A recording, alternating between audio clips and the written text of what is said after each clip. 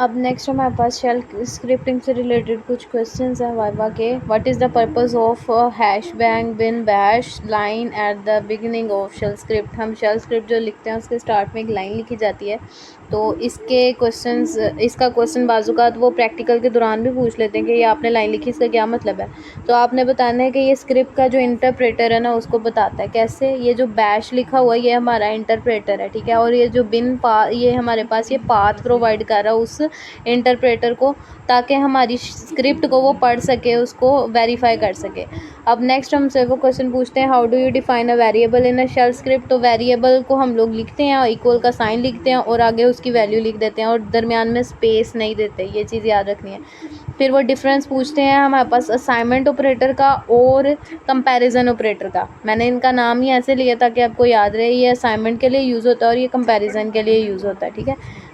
How do you use the if statement in shell script. Shell script में if statement हम कैसे use कर सकते हैं, तो इफ़ लिखेंगे, आगे उसकी कंडीशन लिखेंगे, टर्मिनेटर लगाएंगे, देन और फिर हम लोग नेक्स्ट वाली जो कंडीशन है यानी एल्स वाली जो कंडीशन है वो लिखेंगे। देन अगर कंडीशन होती है तो हमने जो स्टेटमेंट परफॉर्म करनी है वो लिखेंगे और फिर हम लोग अपने इफ़ को एंड कर देंगे। और अगर एल्स कमांड भी आती है तो फिर हम क्या करेंगे, इफ़ लिखेंगे, उसकी कंडीशन लिखेंगे, फिर देन जो स्टेटमेंट चली होंगी वो लिखेंगे और फिर उसके बाद हम लिखेंगे एल्स, और एल्स लिखने के बाद वो कंडीशन लिखेंगे जो इस स्टेटमेंट में नहीं थी चली, ठीक है, और फिर अपने इफ़ को एंड करेंगे। और फिर है कि what is the purpose of exit command in a shell script. Shell script में हम लोग एक एग्जिट की कमांड यूज़ करते हैं, वो किस लिए यूज़ की है, जैसे कि हम लोगों ने स्लीप के बाद या पेरेंट प्रोसेस के बाद एक एग्जिट का वर्ड यूज़ किया था, तो उसके लिए हम लोग क्या कहते थे कि वो उसका स्टेटस कोड शो करता है। पेरेंट, जैसे कि पेरेंट के लिए स्टेटस कोड 1 है और चाइल्ड के लिए स्टेटस कोड क्या है, 0 है। उसके बाद कुछ शेड्यूलिंग एल्गोरिदम से रिलेटेड हमारे पास वाइवा क्वेश्चंस आते हैं, तो इनमें आता है कि what is the difference between FCFS and SDF. तो FCFS first come first serves के लिए इस्तेमाल होता है, जो कि अराइवल ऑर्डर पर डिपेंड कर रहा होता है, और जो एसडीएफ है वो हमारे पास शॉर्टेस्ट जो फर्स्ट है, जो कि हमारे बर्स्ट ऑर्डर पर डिपेंड कर रहा होता है कि कितना कम टाइम में जो प्रोसेस हो रहा है उसको सबसे पहले रन कर लो। फिर है how priority scheduling algorithm work. Priority scheduling जो एल्गोरिदम है वो कैसे काम करता है, तो प्रायोरिटी असाइन कर देता है किसी भी प्रोसेस को ताकि वो उसके मुताबिक चल सके। जितनी छोटी वैल्यू होती है उतनी ज़्यादा प्रायोरिटी होती है, ठीक है। और ये प्रायोरिटी चेंज भी कर सकते हैं हम, कि एक बड़ी वैल्यू को हम कह दें कि जितनी बड़ी वैल्यू उतनी बड़ी प्रायोरिटी, इस तरह से भी हो सकता है। हमारी लॉजिक पर डिपेंड करता है basically. What is the purpose of the kill command. Kill command का क्या पर्पज़ है?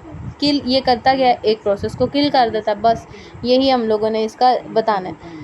और how do you use the wait command. और वेट कमांड को किस लिए हम लोग इस्तेमाल करते हैं कि एक वेट जो प्रोसेस है वो वेट कर ले के फिनिश हो जाए। जैसे कि हम लोग पेरेंट प्रोसेस को कहते हैं कि तुम अभी प्रोग्राम से बाहर ना हो, वेट करो जब तक चाइल्ड प्रोसेस नहीं ख़त्म हो जाता। जब चाइल्ड प्रोसेस भी ख़त्म हो जाए फिर दोनों प्रोग्राम को एग्जीक्यूट के कहते हैं टर्मिनेट करके बाहर आना, अदरवाइज़ दोनों प्रोग्राम के अंदर रहना, ठीक है, ये चीज़।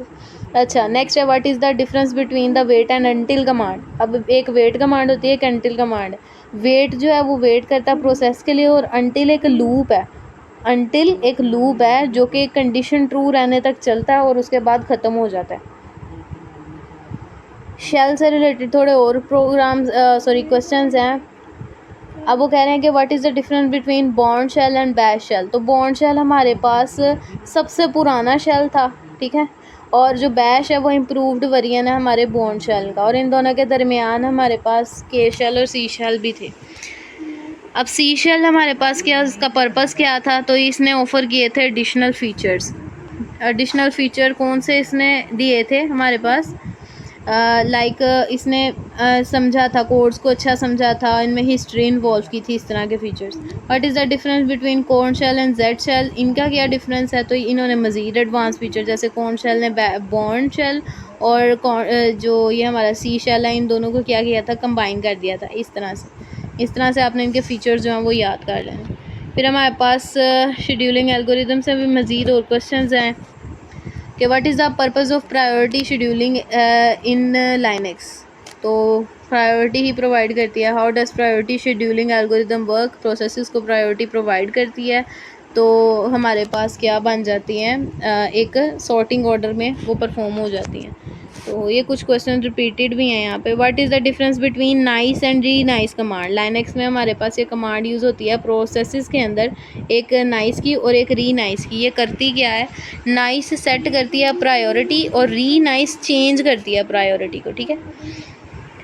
उसके बाद हमारे पास how does the FCFS scheduling algorithm work, ये काम कैसे करता है। तो शेड्यूलिंग एल्गोरिदम हमारे पास अराइवल ऑर्डर पर डिपेंड करता है और जो सबसे पहले आता है उसी को सबसे पहले सर्व करता है। फिर इसका एडवांटेज ये है कि ये सिंपल है और डिसएडवांटेज ये है कि स्टारवेशन को लीड करता है, यानी कि अगर सबसे पहले आने वाला प्रोसेस बहुत ज़्यादा लेंथी है तो बाकी के जो प्रोसेसेस हैं वो तो बैठे रहेंगे ना, तो इसलिए ये स्टारवेशन अकर कर सकता है। इसी तरह हाउ जो SGF है वो शॉर्टेस्ट जॉब को फर्स्ट एग्जीक्यूट करता है और ये एक एफिशिएंट शेड्यूलिंग एल्गोरिदम है और इसके भी डिसएडवांटेज में स्टारवेशन आ सकती है, ठीक है। इसमें स्टारवेशन इस तरह से आएगी कि जो शॉर्टेस्ट हमारा क्या कहते हैं, शॉर्टेस्ट जॉब वाले जो हैं वो ही ज़्यादा आते जाते हैं, तो हमारे जो लेंथी प्रोसेसेस हैं वो पड़े रहेंगे। लेट्स से कि मेरे पास जो शॉर्ट प्रोसेसेस हैं वो 100 की तादाद में और जो लॉन्ग प्रोसेसेस थे वो सिर्फ 2 थे, तो उन दोनों को काफ़ी देर वेट करना पड़ेगा जब तक कि ये सारे क्या कहते हैं कंप्लीट ना हो जाए। तो ये जो जितना भी टाइम हो सकता है इसका टोटल टाइम उतना ना हो जितनी देर उसे वेट करना पड़े, तो ये इस तरह से स्टारवेशन कॉज करते हैं। उसके बाद हमारे पास आउटलाइन में जो क्वेश्चन हैं उनसे रिलेटेड कुछ वाइवा क्वेश्चन है कि रिलेटिव और एब्सोल्यूट पाथ क्या है। रिलेटिव पाथ वो पाथ है जो डायरेक्टली हमारी करंट डायरेक्टरी को असेस करता है और एब्सोल्यूट पाथ वो है जो हमारी रूट डायरेक्टरी से लेके करंट डायरेक्टरी तक आती है, ठीक है, यानी कंप्लीट एक पाथ होती है ये। जैसे कि ये देखें, इसमें सिर्फ ये था फोल्डर और टेक्स्ट है और यहाँ पर पहले हम होम में गए हैं, फिर यूज़र में, फिर फोल्डर में और फिर फाइल डॉट txt में, यानी कि स्टार्ट से लेके एंड तक सारी जो पाथ है ना वो प्रोवाइड किया। उसके बाद ये है कि करंट पाथ अगर हमने चेक करना हो तो क्या किस चीज़ को यूज़ कर सकते हैं, PWD, क्योंकि PWD क्या करता है, करंट वर्किंग डायरेक्टरी को शो करता है, हमने ऊपर देखा था। फिर क्रिएट कैसे करना है फाइल को लाइनक्स में, इसके डिफरेंट मेथड हो सकते हैं। टच का भी हम कह सकते हैं, इसके बाद हम लोग VI को भी यूज़ कर सकते हैं, नैनो को भी यूज़ कर सकते हैं, VIM को भी यूज़ कर सकते हैं। डिफरेंट मेथड्स हैं हमारी इसको क्रिएट करने के लिए फ़ाइल को। इसके बाद ये है कि हमने यूज़र जो है लाइनक्स के अंदर उसको कैसे देखना है, उसे चेक करने के लिए हम whoami की कमांड को यूज़ करते हैं। उसके बाद ये है कि आपने लाइनक्स सर्वर का जो IP उसे चेक करना है तो क्या, तो उसके लिए आप लोग इफ़ कन्फिग की कमांड यूज़ करके तो उसे चेक कर सकते हो। फिर हेड और टेल की कमांड आती हैं, तो हेड और टेल की कमांड्स को हम लोग किस तरह से इस्तेमाल करते हैं। हेड और टेल की बेसिकली कमांड जो है ना हमारी किसी भी फाइल को रीड करती हैं और उसमें से स्पेसिफिक लाइंस रीड करती हैं। लेट्स से कि मैंने हेड लिखा, हेड के आगे लिखा -10, ठीक है, -10, तो ये और आगे अपनी फ़ाइल का नेम लिख दिया, तो ये क्या करेगा कि मेरी इस फाइल के अंदर जो पहली 10 लाइंस हैं ना उन्हें शो करेगा। और अगर मैं टेल लिखूँगी, -10 लिखूँगी, तो ये क्या करेगा, इस फाइल में से जो लास्ट वाली 10 लाइंस है ना उनको शो करेगा। फिर है हिडन फाइल्स को लिस्ट करने के लिए, तो ये हमने ऊपर देखा था कि लिस्ट -a लिखेंगे तो हिडन फाइल्स शो हो जाएंगी। फिर है हिस्ट्री को चेक करना है हमने, जो हमारी जितनी भी पिछली कमांड्स हैं ना उनको देखने के लिए कि मैंने अभी कौन कौन सी कमांड्स यूज़ की हैं, हम हिस्ट्री का कीवर्ड यूज़ कर सकते हैं। फिर ये है कि रूट क्या है, रूट किसे कहते हैं। जब हमारे पास ये वर्ड यूज़ किया जाता है कि आपने रूट से लेके एट तक काम करना है, तो रूट हमारे पास सुपर यूज़र होता है जिसे हम एडमिनिस्ट्रेटर भी कह सकते हैं।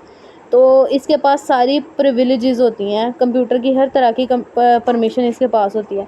उसके बाद आई नोड क्या करता है, ये एक डाटा स्ट्रक्चर प्रोवाइड करता है फाइल सिस्टम को कि वो स्टोर कर सकें इंफॉर्मेशन को और उसकी फाइल्स को और डायरेक्टरीज़ को, यानी एक पूरा ट्री फॉर्मेट बना कर ना उसमें अपनी जितनी भी फाइल्स और डायरेक्टरीज हैं उनकी सारी इन्फॉर्मेशन को स्टोर करता है। फिर है कि फ़ाइल को फाइंड कैसे करना है लाइनक्स के अंदर, तो हमने फाइंड लिखना है, अपना फ़ाइल का जो पाथ है वो देना है, उसका क्राइटेरिया देना है, ये हमने अभी ऊपर देखा था।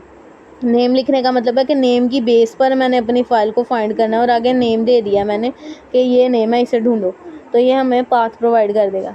उसके बाद है काउंटिंग वर्ड्स और लाइन, एक फ़ाइल के अंदर वर्ड को काउंट कैसे करना है या लाइंस को काउंट कैसे करना है, तो WC कमांड यूज़ करते हैं वर्ड काउंट के लिए, ठीक है, और अगर -l साथ लिख देंगे तो ये लाइंस को काउंट करेगा। अगर W लिखेंगे तो सिर्फ वर्ड्स को काउंट करेगा और अगर -l लिखेंगे तो ये लाइंस को भी काउंट कर लेगा। उसके बाद श्रेड की एक कमांड है, तो श्रेड की कमांड हमारे पास overwrite a file to hide its content and make recovery difficult, यानी कि ये रिकवर नहीं हो सकती फ़ाइल। ये अगर फ़ाइल एक दफ़ा डिलीट हो जाए तो फिर ये दोबारा से रिकवर नहीं हो सकती। उसके बाद है कंबाइन टू फाइल, अगर दो फाइल्स को कंबाइन करना है तो कैसे करेंगे कि हमने पहले लिखना है कैट कमांड और फिर उसके बाद हमने फ़ाइल 1 और 2 का नेम लिखना है और फिर हमने अपना जो ऑपरेटर है उसको यूज़ करते हुए दोनों को कंबाइन कर देना है। तो यहाँ पर हमने एक फ़ाइल का नेम लिख देना जिसमें ये दोनों नई फाइल्स चले जाएंगी, लाइक फ़ाइल 1 और फ़ाइल 2 इस कंबाइंड फ़ाइल के अंदर आकर स्टोर हो जाएंगी। ठीक है, उसके बाद है कि टाइप ऑफ फाइल्स जो सी है उसको देखने के लिए हम लोग, यानी मेरे पास CPP की फ़ाइल है, शेल की फ़ाइल है, कौन सी फ़ाइल है, तो हम लोग क्या लिखेंगे, फ़ाइल का कीवर्ड और आगे फ़ाइल नेम लिख देंगे, तो हमारे पास टाइप मिल जाएगी हमें। उसके बाद है कि आपने लाइनक्स का जो सर्वर है उसको असेस कैसे करना है, तो हम सिंपली कहते हैं कि हम लोग SSH की कमांड से अपने रिमोट सर्वर को असेस करते हैं, ये हमने अभी ऊपर भी देखा था। उसके बाद है टाइप ऑफ परमिशंस किस तरह की है लाइनक्स में, क्योंकि हमने अभी ऊपर देखा है ना कि हमने रीड राइट की अगर देखनी हो तो ये हमारे पास रीड राइट और एग्जीक्यूट, ये 3 तरह की हमारे पास परमिशंस जो सी होती है ना लाइनक्स सिस्टम में एग्जिस्ट करती हैं। उसके बाद है हम जो डिस्क यूज़ कर रहे हैं उसकी स्पेस अगर चेक करनी हो तो फिर हम DF और -H की स्पेस, यानी कि ये फ्री डिस्क स्पेस जो होगी ना उसको चेक करेगा, हमारी डिस्क में जितनी भी फ्री स्पेस है ना उसको चेक करेगा।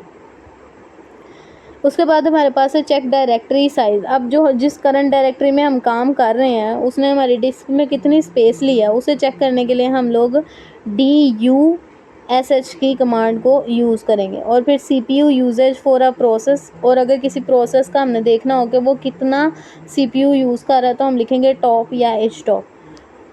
फिर PS कमांड क्या करती है, PS कमांड का हमने पहले भी देखा है कि ये करंट रनिंग प्रोसेस जो होती है उसको शो करती है। उसके बाद किल कमांड किल करती है प्रोसेस को, हम किल का कीवर्ड लिखते हैं और आगे उस प्रोसेस की ID लिख देते हैं जिसे हमने किल करना होता है।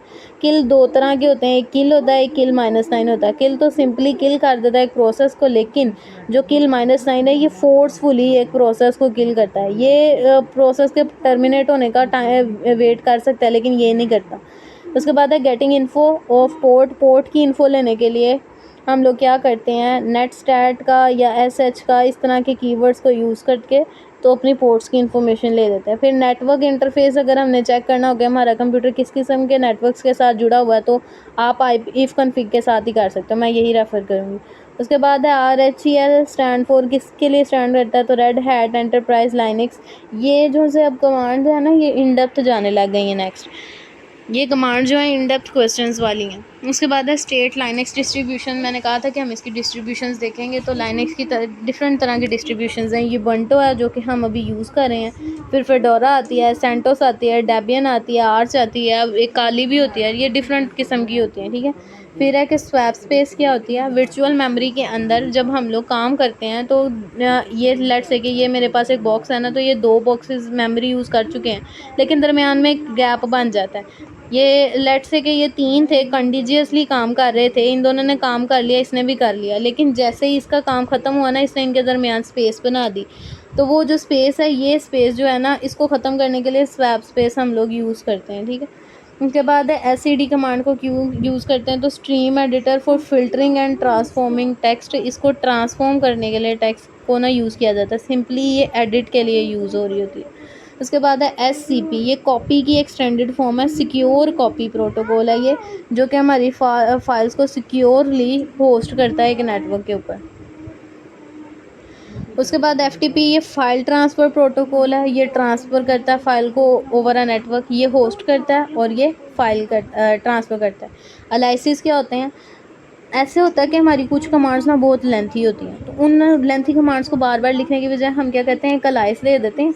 ठीक है, और उस अलाइस के थ्रू उस अलाइस को जब हम कॉल करते हैं तो वो कमांड बार बार रन होती है। उसके बाद है अपग्रेड और अपडेट सिस्टम, तो अपग्रेड करने के लिए हम लोग pseudo app gate update use करते हैं और अपग्रेड करने के लिए सूडो ऐप गेट अपग्रेड करते हैं, और बाज़ात हम लोग यम की कमांड भी यूज़ कर सकते हैं, जैसे कि अगर हम लोग रेड हैट में तो हम यम की कमांड यूज़ करें। उसके बाद है इंसर्टिंग अ न्यू, अगर हमारे पास एग्जामिनर कहता है आप अपनी लैब में हो, आपने यहाँ पर एक नया ऑपरेटिंग सिस्टम इंस्टॉल करना है, मुझे बताओ किस किस चीज़ को कंसीडर करने की ज़रूरत होगी, तो फिर आपके पास होगा कि आपने अपना सबसे पहले डाटा का बैकअप कर लेना है सारा, फिर आपने जिस मीडिया से इंस्टॉलेशन करनी है उसे बूटेबल बनाना है, उसके बाद आपने कॉन्फ़िगर करना है कि आपके पास बायोस कौन सा है या यूईएफआई जो फाइल है वो कौन सी है, और फिर कौन सा ऑपरेटिंग सिस्टम इंस्टॉल करना है और कौन से नेटवर्क के साथ उसे अटैच करना है, और उसके जितने भी सिक्योरिटी सिस्टम्स हैं वो अचीव हो रही हैं, ये सारा कुछ कंसीडर करना होगा। उसके बाद ना कुछ पोर्ट्स पूछी जाती हैं कि बताएं डीएनएस कौन सी पोर्ट यूज़ करता है, एफटीपी कौन सी पोर्ट यूज़ करता है, तो ये इन सब की ना डिफ़ॉल्ट पोर्ट सामने लिखी हैं 53, 21, 25, 22, 67 या 68, 31, 3128 और फिर 80 और फिर 443। 80 पोर्ट आपने अक्सर देखी होगी ना, 8080, ये लोकल पोर्ट, ये हमारे पास HTML की फाइल को रिप्रेजेंट करने के लिए हम लोग यूज़ करते थे। उसके बाद एक अगेन से हमारे पास TAR की कमांड आ गई, जो कि हमने कहा था क्रिएट करने के लिए फ़ाइल या फिर अचीव करने के लिए इस्तेमाल होती है। तो क्रिएट करने के लिए ये क्रिएट है फ़ाइल, क्रिएट फ़ाइल, और ये एक्सट्रैक्ट फ़ाइल है, ठीक है। कीवर्ड लिंक करना है हमने लाइनक्स को, और उसके लिंक्स जो से हैं वो लाइनक्स में क्या होते हैं और लिंक्स के टाइप क्या हैं। लिंक्स जो है दो तरह के होते हैं हमारे पास, एक हार्ड लिंक होता है और एक सॉफ्ट लिंक होता है। हार्ड लिंक क्या करता है, point two the same I node, और जो सॉफ्ट लिंक होता है वो क्या करता है, points to the path name of a file. अब आई नोड जो था वो जब हम लोगों ने ऊपर देखा था तो वो क्या हमें रिप्रेजेंट कर रहा था,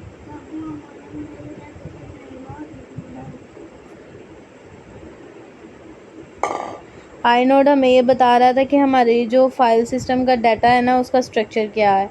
तो यहाँ पर भी यही चीज़ है कि आई नोड हमारा जो डाटा है उसके स्ट्रक्चर को शो करेगा, और जो हमारे पास है ना ये हार्ड लिंक में आएगा, और जो सॉफ्ट लिंक है वो हमारे पास किसी भी फाइल या पाथ के नेम को लोकेट करेगा। अब इसका एक ये भी मतलब हो सकता है कि अगर आप इस फाइल को डिलीट करोगे ना, ये सॉफ्ट लिंक जो है, जब इस फाइल को डिलीट करोगे तो जो ओरिजिनल फाइल होगी वो भी डिलीट हो जाएगी। लेकिन हार्ड लिंक का ये मतलब है कि अगर आप एक फ़ाइल को डिलीट कर रहे हो ना तो दूसरी फ़ाइल खुद ब खुद डिलीट नहीं होगी, उसको आपको अलग से डिलीट करना पड़ेगा। उसके बाद कुछ सिग्नल्स आते हैं, ये हमारी आउटलाइन में सारे मेंशन है। तो सायब का मतलब है हैंग अप डिटेक्टेड, ये करता क्या है, ये सेंड करता है एक प्रोसेस को when it's controlling terminal is control, यानी जब हमारा टर्मिनल बंद हो जाता है ना तब ये सिग्नल आता है। और इसकी कमांड ये है किल माइनस साया PID, यानी कि जब बंद होगा ये साथ ही हमें बता देगा। उसके बाद है सिग्नल इंट, यानी कि इंटरप्ट को शो करता है। सेंट टू अ प्रोसेस, एक प्रोसेस को ये भेज दिया जाता है signal bye its controlling terminal when a user interrupts the process, जब एक यूज़र किसी प्रोसेस को इंटरप्ट करने की कोशिश करता है तो उस वक्त ये सिग्नल दिया जाता है। लेट्स से कि अगर आप एक फ़ाइल को रीड करते करते आपने एक किसी टेक्स्ट को कॉपी किया तो ये इंटरप्ट है। इसके बाद सिग्नल किल, अगर आपने किसी सिग्नल को किल करना है, यानी जिस तरह आप किसी प्रोसेस को किल करते हो, तो ये क्या कहा है कि forces a process to terminate immediately, can not be caught or ignored. ये क्या करता है, हमारे जो प्रोसेस को होता है फ़ौरन से बंद कर देता है। उसके बाद है signal pipe, broken pipes sent to a process when it try to write to a pipe with no reader, यानी कि हमारे पास पाइप का हमने कहा था कि दो कमांड्स को कंबाइन करता है, लेकिन अगर आपके पास सेकंड कमांड ऐसी है कि उसके पास फर्स्ट कमांड में से पढ़ने के लिए कुछ नहीं, तो फिर ये एक एरर शो करेगा। फिर है सिग्नल अलार्म, ये अलार्म क्लॉक के लिए है। Send to a process when a timer set by the alarm function expire, जैसे ये एक्सपायर होता है ना एक फंक्शंस में, तो ये जो सिग्नल है ये दिया जाता है। जैसे अब आपके मोबाइल में जो अलार्म क्लॉक है जैसे ही टाइम रीच करता है वो बजना शुरू हो जाता है। फिर है सिग्नल टर्मिनेशन को ये क्या कहते हैं, रिप्रेजेंट कर रहा है request a process to terminate, ये कहता है कि प्रोसेस टर्मिनेट हो जाए। Can be can be caught and handled or ignored, इसको आप हैंडल भी कर सकते हो, कैच भी कर सकते हो और इसे इग्नोर भी कर सकते हो। ये जो सिग्नल है ये ऐसा सिग्नल है जिसे आप अपनी मर्ज़ी से हैंडल करते हो। उसके बाद आपके पास है सिग्नल क्विट का एक सिग्नल है, sent to a process by its controlling terminal quit, ठीक है। कंट्रोल प्लस के साथ आप कोई भी एक कीवर्ड यूज़ कर सकते हैं, जैसे कि D का यूज़ होता है बाज़ात या Q का यूज़ होता है। जनरेट अ कोड डंप, इससे क्या होता है कि हमारा जो प्रोसेस है वो ख़त्म हो जाता है, बाहर आ जाता है, हमारा जो करंट वर्कर है ना प्रोसेस से बाहर आ जाता है। उसके बाद हमारे पास है सिग्नल इल यानी इलीगल इंस्ट्रक्शंस, तो send to a process when its attempt to execute an illegal or malformed instruction. जब कोई गलत इंस्ट्रक्शन को ये प्रोसेस करना शुरू करता है तब ये उस सिग्नल को दिया जाता है कि इलीगल स्ट्रैटेजी है। जैसे कि अब आप किसी सिस्टम फाइल को अपने कंप्यूटर में ओपन करने की कोशिश करते हो तो आता है ना परमिशन डिनाई, वो यही है कि आप इलीगल एक्सेस हासिल करने की कोशिश कर रहे हो। अच्छा, उसके बाद है कि signal FPE floating point exception send to a process when it performs an illegal arithmetic operation. जब इलीगल अर्थमेटिक ऑपरेशन को परफॉर्म करेंगे तो ये एक्सप्रेशन शो होगी, लाइक डिवीजन बाय ज़ीरो। तो ये हमारे पास जो है सिग्नल वो जनरेट होता है।